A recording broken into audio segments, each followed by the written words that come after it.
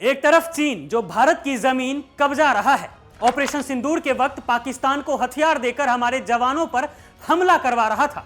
ब्रह्मपुत्र नदी पर दुनिया का सबसे बड़ा बांध बनाकर वाटर बॉम्ब की धमकी भी दे रहा है। और दूसरी तरफ मोदी सरकार जो आज उसी चीन के विदेश मंत्री वांग यी को गले लगा रही है। जी हां, 18 अगस्त 2025 को वांग यी दिल्ली पहुंचे, लेकिन चीनी विदेश मंत्री के भारत आने पर मोदी सरकार के खिलाफ कई सारे सवाल उठने लगे हैं कि क्या ये राजनीतिक विश्वास बढ़ाने की बात है या चीन के आगे घुटने टेकने की मजबूरी। क्या 56 इंच का सीना अब सिर्फ चुनावी जुमला रह गया है? आखिर चीन के सामने मोदी जी की क्यों नहीं चलती है? क्या सुब्रमण्यम स्वामी का दावा सही है कि चीन के पास मोदी जी के कई वीडियोज हैं जो ब्लैकमेल का हथियार बने हुए हैं?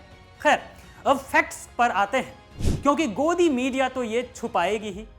मई 2025 में ऑपरेशन सिंदूर के दौरान जब भारत पाकिस्तान से पहलगाम आतंकी हमले का बदला ले रहा था, चीन ने पाकिस्तान को J-10C लड़ाकू विमान और PL-15 एयर टू एयर मिसाइलें दी।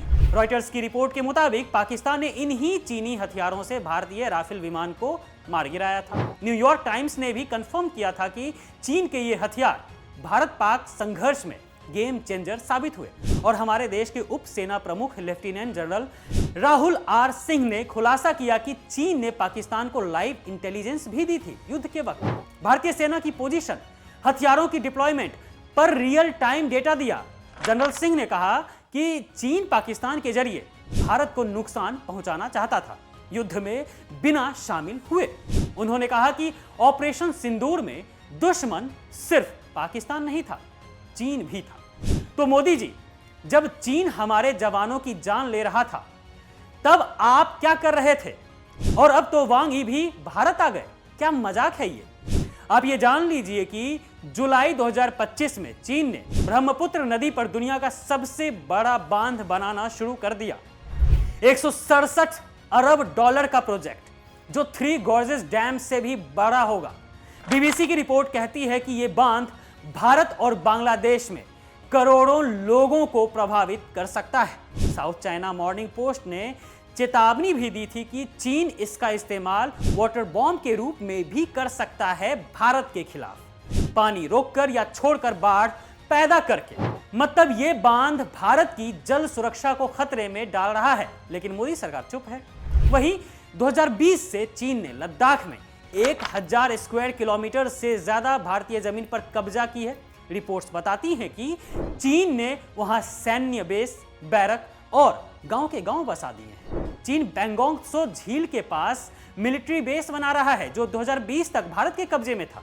CSIS की रिपोर्ट कहती है कि चीन ने बॉर्डर पर 26 नए बैरक और 22 बेस बनाए हैं। मोदी जी, आपकी सरकार ने कितनी जमीन वापस ली?